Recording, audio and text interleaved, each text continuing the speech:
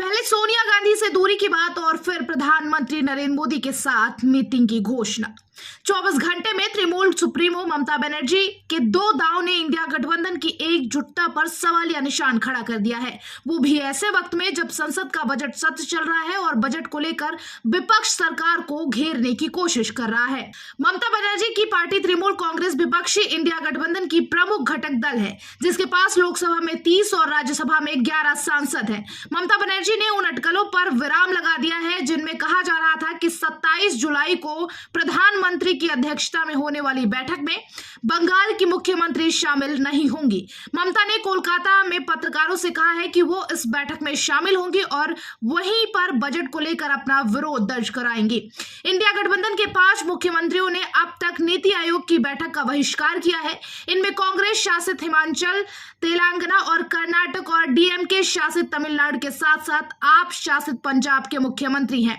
इन मुख्यमंत्रियों का कहना है कि जब बजट में हमारे राज्यों के लिए कुछ दिया ही नहीं गया है तो हम बैठक में क्यों जाएं। ममता बनर्जी का प्रधानमंत्री नरेंद्र मोदी से अलग से भी बैठक प्रस्तावित है। यह बैठक नीति आयोग की मीटिंग से पहले हो सकती है। कोलकाता में पत्रकारों ने जब ममता बनर्जी से सवाल पूछा कि क्या दिल्ली दौरे पर वो सोनिया गांधी से भी मुलाकात करेंगी, इस पर बंगाल की सीएम ने कहा कि हर बार सबसे मिलना जरूरी नहीं। सोनिया गांधी से आखिरी बार जुलाई 2023 में ममता बनर्जी की मुलाकात हुई थी।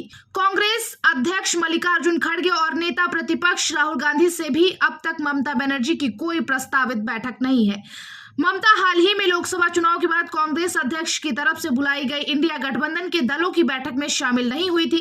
दिलचस्प बात यह है कि ममता बनर्जी अखिलेश यादव से इंडिया गठबंधन के बड़े दल समाजवादी पार्टी के मुखिया अखिलेश यादव से मेल मुलाकात कर रही हैं। 21 जुलाई को ममता ने अखिलेश को कोलकाता भी इनवाइट किया था। ऐसे में सवाल उठ रहा है कि ममता दीदी कौन सी खिचड़ी पका रही हैं। लोकसभा चुनाव के दौरान से ही ममता बनर्जी कांग्रेस से नाराज चल रही है। ममता शुरुआत में इंडिया गठबंधन की एक्टिव मेंबर थी, लेकिन चुनाव के बिगुल बजते ही उन्होंने बंगाल में अकेला चलो का नारा दे दिया। तृणमूल कांग्रेस का कहना था कि अंधीर रंजन चौधरी को कांग्रेस हाईकमान ने पावर दे रखा है और अंधीर बंगाल में गठबंधन नहीं चाहते हैं। लोकसभा चुनाव में दोनों ही पार्टियों के अकेले लड़ने की वजह से तृणमूल को पुरुलिया, रायगंज और मालदा उत्तर सीट पर नुकसान का सामना करना पड़ा। तीनों ही सीटों पर हार के मार्जिन से कांग्रेस को ज्यादा वोट मिले थे। लोकसभा में हार के बाद कांग्रेस ने अंधीर रंजन चौधरी को प्रदेश अध्यक्ष पद से हटा दिया, जिसके बाद दीदी को सब कुछ ठीक होने की उम्मीद थी। लेकिन पिछले 1 महीने से बंगाल कांग्रेस की कार्यकारिणी को लेकर सस्पेंस बरकरार है। कहा जा रहा है कि कांग्रेस में अध्यक्ष पद को लेकर अंधीर के करीबी नेपाल महतो सबसे बड़े दावेदार हैं। इसके अलावा हाल ही में प्रदेश कांग्रेस की कार्यकारिणी में अकेला चलो का प्रस्ताव पास किया गया। बैठक में शामिल नेताओं का कहना था कि उत्तर बंगाल को छोड़कर बाकी हिस्सों में बीजेपी मजबूती से टक्कर नहीं दे पा रही है। ऐसी स्थिति में कांग्रेस ममता का बेहतर विकल्प हो सकती है। इस बैठक के बाद कांग्रेस हाईकमान को फाइनल फैसला करना है, लेकिन हाईकमान की ओर से इस पर चुप्पी साध ली गई है।